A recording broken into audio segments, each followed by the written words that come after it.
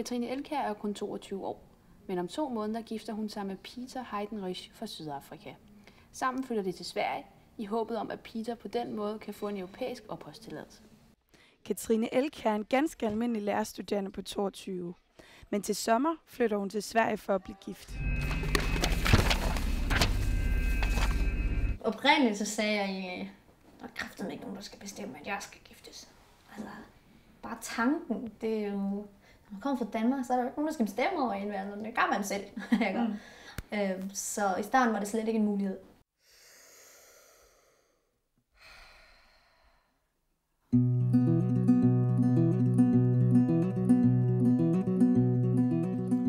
Katrine og Peter arbejdede sammen i en safaripark i Sydafrika, da de forelskede sig.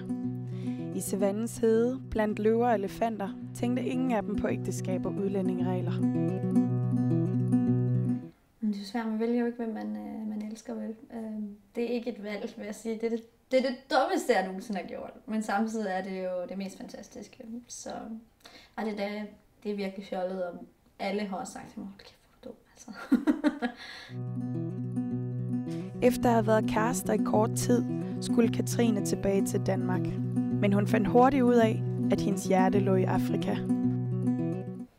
Men så kom jeg til Danmark, og så gik det jo op for mig, at det var ikke så godt. At jeg kunne faktisk ikke lige sådan få ro. Og græd meget, og var rigtig, rigtig ked af det. Og så en dag, så kom svaret til mig, og det var, at jeg skulle stoppe på VUC, som jeg var begyndt på det tidspunkt for at opgradere fag, så jeg kunne komme op og studere i Aarhus. Det skulle jeg ikke. Jeg skulle tilbage til Afrika. Så jeg fik jo mine forældre dejligt sure. Men jeg flyttede ned, og så flyttede vi sammen og boede sammen og havde et nyt sted ved Kruger Nationalpark. Og så flyttede vi sammen der og boede sammen og arbejdede sammen. Det var rigtig godt. Jamen, vi bor jo i et fantastisk land, må man sige. I forhold til udlændinge og komme herind, så er det jo et forfærdeligt land. Peter og Katrine vil gerne bo permanent sammen i Danmark. Men for at de kan det, skal Katrine være 24 år, og parret skal have 70.000 kroner stående på en konto. De penge bliver indefrosset af staten i 7 år. Derfor har de besluttet at tage en anden vej. De tager til Sverige og bliver gift, så Peter kan få en svensk opholdstilladelse, som gælder i 5 år i hele Europa, og derfor også i Danmark. Men man kan sige, så hvorfor fanden flytter vi ikke bare til udlandet og flytter til Sydafrika? Det er også det, jeg tænker, altså... Ja, det er jo det, de siger inde i regeringen, eller hvad det nu er. Jamen, så flyt da bare hjem til ham i stedet for. Men vil du have lyst til at få børn i et land, hvor at heksedoktorer, nu lyder det åndssvagt, men der er mange, der går til dem, heksedoktorer faktisk opfordrer mænd til at voldtage piger ned i babyalderen, for at slippe af med AIDS?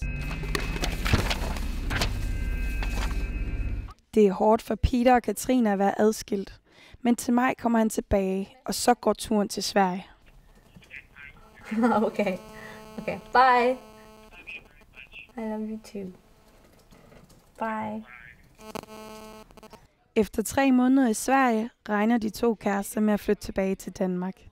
Til huset i skoven med den store grund, hvor Katrine bor nu. Fremtiden indeholder mange forhindringer, men for Katrine bliver kærligheden kun stærkere. I kender godt det der med, at hvis man hører en sang, der var rigtig god, så hører man igen og igen og igen, og til sidst så gider man ikke mere. Men så er der de sange, som man oprindeligt ikke rigtig kan lide, måske lidt irriterende. Så hører man måske nogle flere gange, og lige pludselig begynder den egentlig at sidde fast. Så var den egentlig ikke så dårlig. Men så er det dem, der kan blive ved med at være gode, og bliver faktisk bedre, jo flere gange du hører den. Og så tror jeg, at Peter er for mig, at stadig hver gang jeg er sammen med ham, så bliver det bare bedre og bedre. I'm gonna close my eyes, and when I open them again, everything will make sense to me then. Peter Heidenreich og Katrine Elkjær skal holde hele 2 bryllupper, så både familie og venner kan være med.